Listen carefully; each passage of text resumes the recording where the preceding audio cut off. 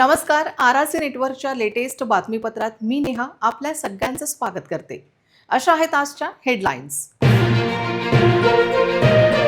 Headlines प्रस्तुत करता आर.आर.सी broadband. महाराष्ट्रात कुठेही मिळणार नाही इतक्या कमी दरात high speed internet broadband connection. अकोल्यातील ग्राहकांच्या हिताला सर्वोच्च प्राधान्य. गुरुपौर्णिमेनिमित्त गुरूंच्या पूजनासाठी भक्तांची सर्वत्र गर्दी. शेगाव येथील मंदिराबरोबर अकोल्यातील मंदिरात विशेष पूजा अर्चना.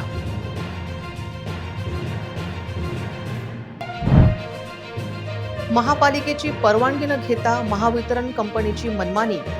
जीवघेण्या 11 केव्हीची अंडरपास ग्राउंड केबल टाकताना नियम धाब्यावर.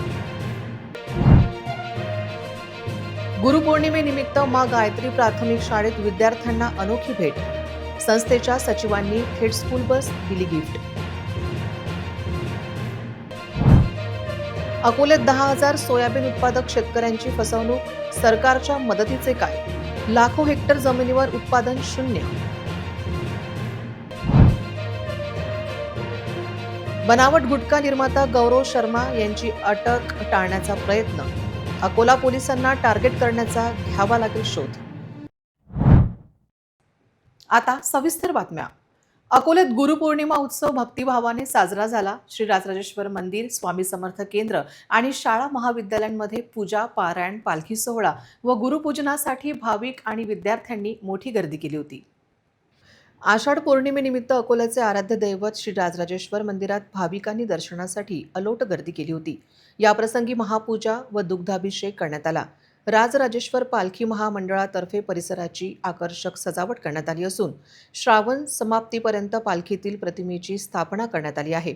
मंदिरात श्री संत गजानन महाराज विजय ग्रंथाचे पारायणही पार पडले. संपूर्ण श्रावण महिन्यात येथे विविध धार्मिक कार्यक्रमांचे आयोजन केले आहे. शहरातील रामदासपेठ येथील श्री स्वामी समर्थ केंद्रात पूजन व महाआरतीनंतर सायंकाळी भव्य पालखी प्रदक्षिणा करण्यात आली. श्री स्वामी समर्थच्या जयघोषाने परिसर दुमदुमून गेला. तसेच जुने शहर, डाबकी रोड, कौलखेड येथील मंदिरामध्ये धार्मिक विधी पार पडले.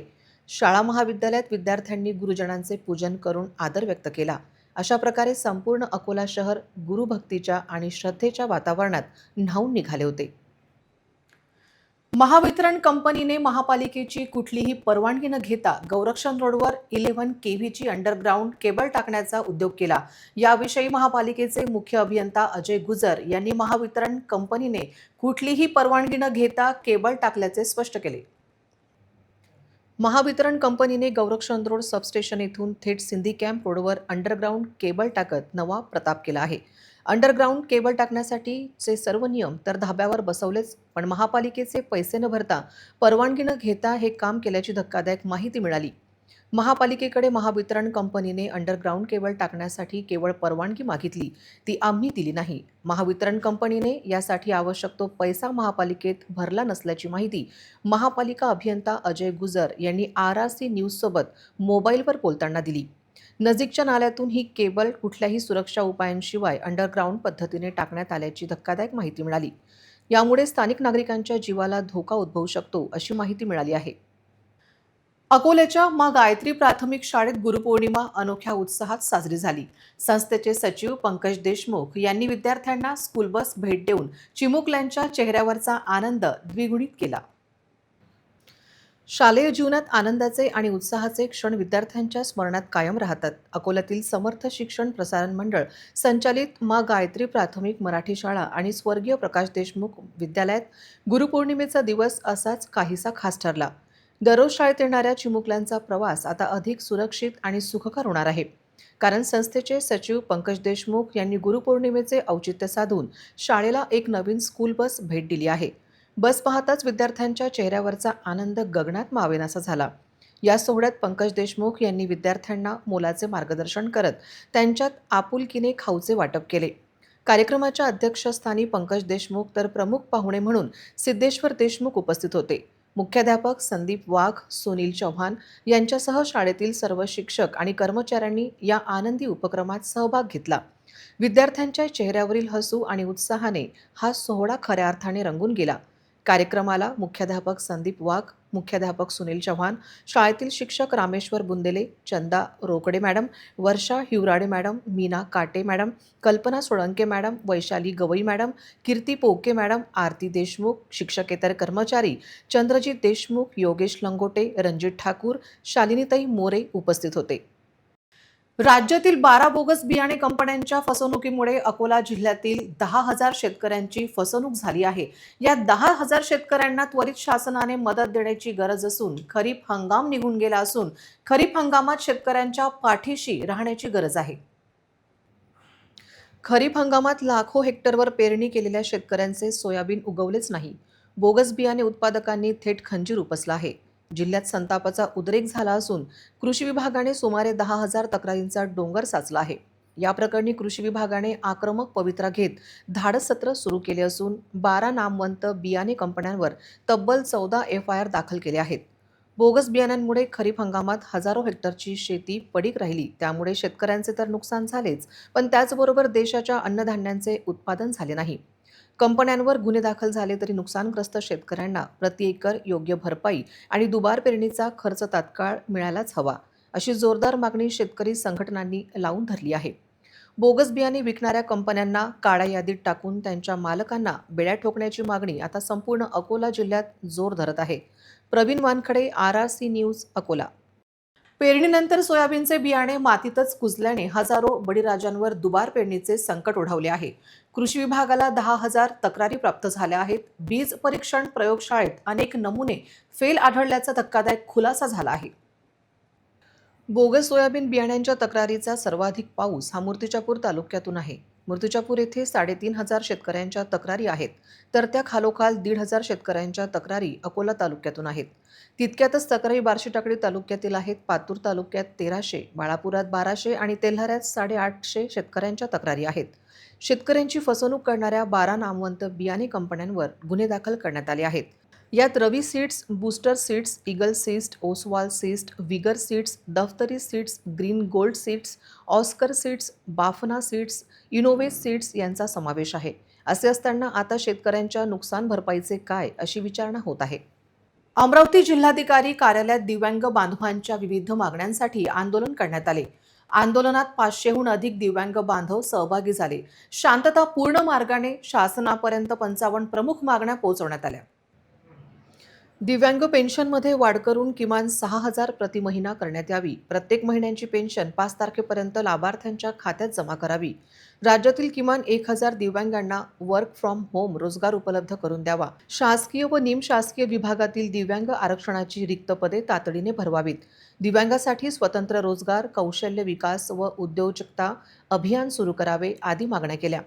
आंदोलन यशस्वी करण्यासाठी खासदार डॉक्टर अनिल बोंडे साहेब, गोपाल नागदिवे, मेघा वालके, रेणुका बोबडे, ललिता गोतमारे, अपर्णा खोडे, पूर्वी चौरसिया, MD मुजम्मिल अब्दुल बशीर आणि सहकारी यांनी सहकार्य केले, असे राष्ट्रीय अध्यक्ष दिव्यांग जनसंवाद फाउंडेशनचे विदर्भ प्रभारी तथा भाजपा दिव्यांग विकास आघाडी महाराष्ट्र प्रदेश अमोल वालके यांनी सांगितले. मागण्या निवेदन अंतर्गत आम्ही आज जिल्हाधिकारी कार्यालय अमरावती इथे निवेदन द्यायला आलेलो आहोत. आमच्या काही 55 मागण्या आहेत. त्यापैकी आमची दिव्यांगांची जी पेन्शन आहे, प्रत्येक महिन्याच्या 5 तारखेला आम्हाला पेन्शन मिळायला पाहिजे. दिव्यांगांची मासिक पेन्शन जी आहे, जो पगार आहे तो कमीत कमी 6,000 रुपये व्हायला पाहिजे. त्यातल्या त्यात प्रत्येक चौकामध्ये प्रत्येक शहरामध्ये जे चौक असतात तिथे 6x6चे स्टॉल दिव्यांगांना देण्यात आले पाहिजे. लहान मुलं जे 5 वर्षाच्या खाली 10 वर्षाच्या खाली जे मुलं आहे त्यांना कमीत कमी 25 लाख रुपये हे त्यांच्या अकाउंटमध्ये जमा करून फिक्स डिपॉझिट करावे, जेणेकरून त्यांना पुढच्या शिक्षणाकरता त्यांना सोयीस्कर होईल. त्यातल्या त्यात जे दिव्यांग शिक्षित आहे त्यांना 15,000 रुपयाचं मानधन आणि 15,000 मानधन जर देऊ शकत नाही तर त्यांना वर्क फ्रॉम होम देण्यात यावे. आणि महत्त्वाचे म्हणजे प्रत्येक जिल्ह्यामध्ये जसं अमरावतीला कमीत कमी 4,000 दिव्यांगांना वर्क फ्रॉम होम देण्यात यावे, अशा आमच्या या 55 मागण्या आम्ही घेऊन अमरावती जिल्हाधिकारी कार्यालय इथे आले. गुरुपौर्णिमेनिमित्त विदर्भाची प्रति पंढरपूर म्हणून ओळख असलेल्या संतनगरी शेगावात देखील राज्याच्या कानाकोपऱ्यातून भाविक दाखल होत आपली सेवा श्रींच्या चरणी अर्पण करतात. आज शेगाव येथे गुरुपौर्णिमेनिमित्त भाविकांची मोठी गर्दी होती. मागील 19 वर्षापासून मलकापूर ते शेगाव अशा जवळपास 70 किलोमीटरचा पायी प्रवास करत श्री संत गजानन महाराज सेवा ट्रस्ट मलकापूरची दिंडी शेगावी दाखल होत आपली सेवा देत असते। यामध्ये महिला व पुरुष असे जवळपास 900 ते 1000 वारकरी सहभाग घेतात। गणगण गणात बोतेचा जयघोष करीत 3 दिवसात हे वारकरी शेगाव दरवर्षी नित्यक्रमाने दाखल होतात। गुरुपौर्णिमेनिमित्त वीज वितरण कंपनीचे स्वतंत्र संचालक व भाजप प्रवक्ते विश्वासराव पाठक यांनी गजानन महाराजांचे दर्शन घेत गजानन महाराज संस्थानची स्वच्छता आणि कारभाराबद्दल आमच्या प्रतिनिधींशी चर्चा केली। सर्वांना गुरुपौर्णिमेच्या शुभेच्छा।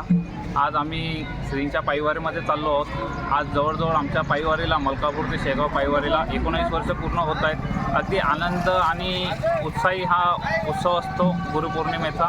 12 वाजेपर्यंत आम्ही आज श्रींच्या दर्शनासाठी पोहोचणार आहोत। एकदम आनंददायी आणि खूप प्रसन्न असा हा उत्सव आहे। खरं तर आज गुरुपौर्णिमेचं पर्व आहे। या पर्वावर श्री क्षेत्र शेगावला येण्याचा योग मिळाला आणि आज गजानन महाराजांची यथोभावे पूजा केली। महाराजांना एकच मागणं केलं की महाराष्ट्रामध्ये चांगला अजून पाऊस पडावा, अन्नधान्य चांगलं यावं, समृद्धी यावी आणि सर्वांना सद्बुद्धी मिळावी। आणि शेगावला जर बघितलं तर अतिशय नियमाने रीतसर सगळे दर्शन घेतात आहे। शांततामय वातावरण चालू आहे। एमपीएससी आणि नीट तसेच विविध भरती परीक्षांमध्ये सातत्याने होणाऱ्या कथित पेपरफुटीमुळे लाखो स्पर्धा परीक्षार्थी आणि विद्यार्थ्यांच्या भविष्याशी खेळ केला जात आहे। महायुती सरकारच्या या भोंगळ कारभाराचा आणि निष्काळजीपणाचा तीव्र निषेध नोंदवण्यासाठी आज अकोल्यात युवक काँग्रेसच्या वतीने अत्यंत आक्रमक आणि प्रतिकात्मक शोले स्टाईल आंदोलन करण्यात आले। अकोल्यातील ट्युशन एरिया असलेल्या प्रभात किड्स स्कूल समोरील तसेच अकोला अर्बन बँकेच्या मुख्य शाखेसमोरील पाण्याच्या टाकीवर युवक काँग्रेसच्या कार्यकर्त्यांनी थेट चढून सरकारविरोधात जोरदार घोषणाबाजी केली। अहोरात्र अभ्यास करून स्वप्न पाहणाऱ्या प्रामाणिक विद्यार्थ्यांच्या मेहनतीवर पेपरफुटीच्या माध्यमातून नांगर फिरवला जात असल्याचा आरोप आंदोलकांनी केला। सुस्त आणि झोपलेल्या सरकारचे डोके ठिकाणावर आणण्यासाठी आणि प्रशासनाला जागे करण्यासाठी आम्हाला या पाण्याच्या टाकीवर चढावे लागले आहे, असा संतप्त सवाल यावेळी आंदोलनकर्त्यांनी उपस्थित केला। कार्यकर्त्यांनी टाकीवर चढून बॅनर दाखवत आणि घोषणा देत संपूर्ण परिसर दुमदुमून टाकला। घटनास्थळी माहिती मिळताच अकोला पोलिसांनी तत्काळ धाव घेतली असून सुरक्षेच्या दृष्टीने मोठा पोलीस बंदोबस्त तैनात करण्यात आला होता। आकाश कवडे, अंकुश तायडे, सादिक शेख, विजय जामनिक, अभिजित तवर, सलीम शेख यांनी आंदोलन केले। सिव्हिल लाईन पोलिसांनी आंदोलकांना खाली उतरवित प्रतिबंधात्मक कारवाई केली। पेपरफुटीच्या प्रकरणामध्ये जो प्रकार झाला त्या संदर्भात दादा भुसेंनी राजीनामा दिला पाहिजे आणि झालेल्या या घटनेचा निषेध म्हणून युवक काँग्रेसने आज पाण्याच्या टाकीवर चढून निषेध आंदोलन केलं आहे आणि दादा भुसेंच्या राजीनाम्याची मागणी केली आहे। जोपर्यंत दादा भुसे राजीनामा देतील नाही तर युवक काँग्रेसचा हा लढा आणखी तीव्र होत राहील। आज तुम्ही लवकर खाली उतरले काय? नाही, आम्हाला पोलीस प्रशासनाने विनंती केली म्हणून आम्ही आज खाली उतरलो आहे। अमरावती ग्रामीण पोलिसांनी माहुली जहागीर हद्दीतील MIDC मध्ये कारवाई करत शासकीय तांदळांचा काळा बाजार उघडकीस आणला आहे। पिकअप वाहनातून गोदामात बेकायदेशीरपणे तांदूळ उतरवताना ही कारवाई करण्यात आली। गस्तीवर असलेल्या अमरावती ग्रामीण पोलिसांना डवरगाव ते मोजरी मार्गावरील एका बंद फॅक्टरीतून शासकीय तांदळाची अवैध साठवणूक सुरू असल्याची गुप्त माहिती मिळाली। पोलिसांनी तातडीने धाड टाकून पिकअप वाहनातून तांदूळ उतरवताना आरोपींना ताब्यात घेतले।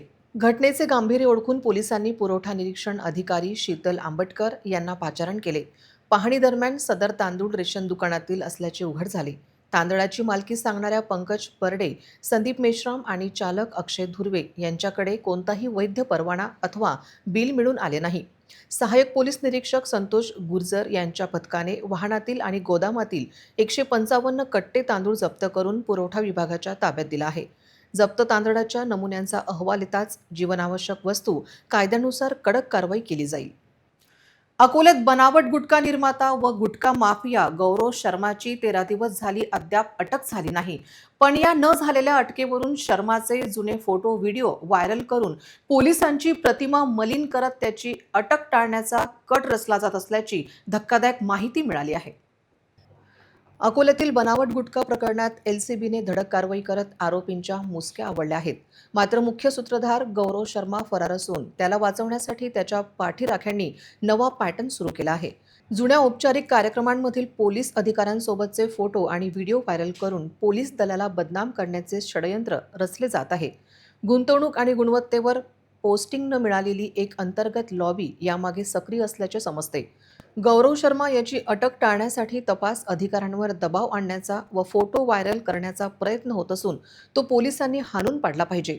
गुटखा निर्माता गौरव शर्माच्या अटकेनंतर या प्रकरणात इतर धागेदोरे खुले होतील, पण ते होऊ नये असा काहींचा प्रयत्न असल्याचे एकूण चित्र आहे. पुन्हा एक नजर टाकूया आजच्या प्रमुख घडामोडींवर. हेडलाईन्स प्रस्तुत करता RRC ब्रॉडबँड. महाराष्ट्रात कुठेही मिळणार नाही इतक्या कमी दरात high speed internet broadband connection. अकोल्यातील ग्राहकांच्या हिताला सर्वोच्च प्राधान्य.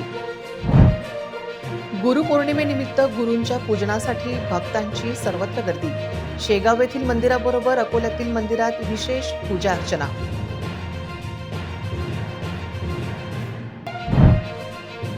महापालिकेची परवानगी न घेता महावितरण कंपनीची मनमानी. जीवघेण्या 11 केव्हीची अंडरपास ग्राउंड केबल टाकताना नियम धाब्यावर. गुरुपौर्णिमेनिमित्त माँ गायत्री प्राथमिक शाळेत विद्यार्थ्यांना अनोखी भेट. संस्थेच्या सचिवांनी थेट स्कूल बस दिली गिफ्ट. अकोल्यात 10,000 सोयाबीन उत्पादक शेतकऱ्यांची फसवणूक. सरकारच्या मदतीचे काय? लाखो हेक्टर जमिनीवर उत्पादन शून्य. बनावट गुटखा निर्माता गौरव शर्मा यांची अटक टाळण्याचा प्रयत्न. अकोला पोलिसांना टार्गेट करण्याचा घ्यावा लागेल शोध. बातम्यांसाठी तुम्ही पाहत रहा RRC न्यूज. तुमच्या मोबाईलवर नोटिफिकेशन मिळवण्यासाठी सबस्क्राईब करा RRCचे हे यूट्यूब चॅनल. ट्रेंडिंग आणि लेटेस्ट बातम्यांसाठी RRCच्या इंस्टाग्राम पेजला फॉलो करा.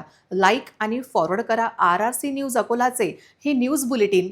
पुन्हा भेटूया लेटेस्ट बातम्यांसह नवीन बातमीपत्रात. तोवर नमस्कार.